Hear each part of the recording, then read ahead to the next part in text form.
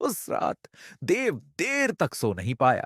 खिड़की के बाहर हवा चल भी नहीं रही थी, लेकिन कमरे में बार बार ठंडी लहर घुस रही थी, जैसे कोई अदृश्य चीज उसके पास से गुजर रही हो। देव ने चादर ओढ़ ली, पर दिल की धड़कन तेज होती जा रही थी। कभी कभी डर बिना आवाज के भी हमारे भीतर चीखता है। फोन नोटिफिकेशन का भूतिया संदेश देव के फोन में अचानक एक नोटिफिकेशन बजा। रात के 2:03 AM बजे थे। स्क्रीन पर एक मैसेज पॉप हुआ, मैं तुम्हें देख रहा हूं।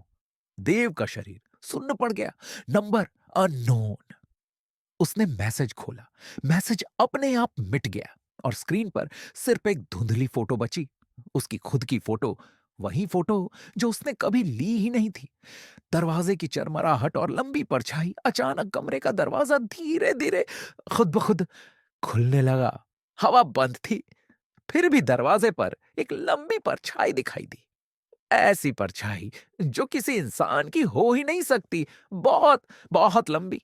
देव ने डर के मारे हिलने की कोशिश की, लेकिन उसकी उंगलियां भी नहीं हिल रही थीं। उसी परछाई के भीतर से एक धीमी फुसफुसाहट निकली, वक्त कम है।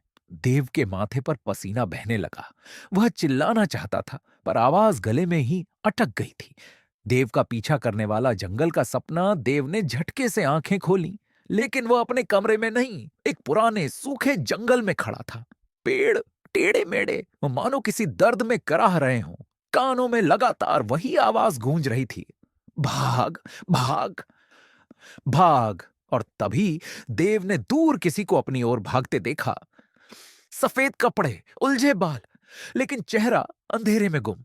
उसकी चाल इंसानी नहीं थी, जैसे टूटी हड्डियां घिसटते हुए तेजी से देव की ओर बढ़ रही हो। देव डर कर मुड़ा और जोर से दौड़ पड़ा।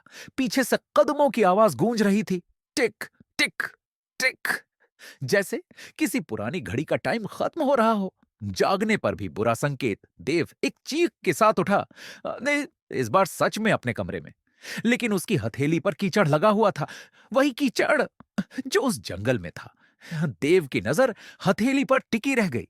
कीचड़ के बीच उंगली से लिखा था, अब शुरू होता है। देव ने भारी सांस ली। उसकी जिंदगी में डर अभी अभी जन्म लिया था। देव ने अभी डर का पहला चेहरा देखा है। अगले एपिसोड में वो सच सामने आएगा जो उसकी जिंदगी बदल देगा।